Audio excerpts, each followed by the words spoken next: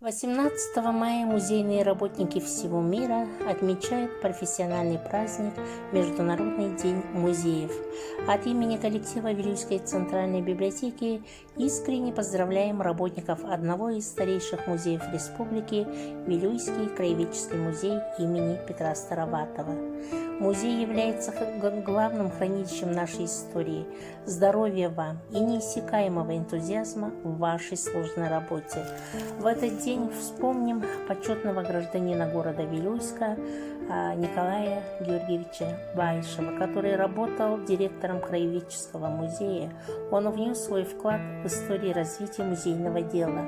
Он был большим другом библиотеки, активным читателем, известным краеведом, общественным корреспондентом республиканской и районной газеты. Его публицистические статьи на исторические темы по истории города Вилюйска всегда вызывали интерес у читателей. Он родился в 1929 году в Чачунском наследии Вилюйского района в семье служащего. А в 1946 году он поступил в Вилюйское педагогическое училище имени Николая Чернышевского и окончил в 1950 году. За время учебы в училище стал членом ТСМ. Несколько лет был старостой группы. Работал в Чукурдавской школе Лаиховского района, и вот по состоянию здоровья он вернулся в свой родной город. Он работал бухгалтером райфинотдела, бухгалтером отдела культуры, инструктором, даже работал библиотекарем в селе Тысагар. Директором был в РДК города Вилюйска, а с 1966 по 1989 годы директором краеведческого музея имени Петра Староватова.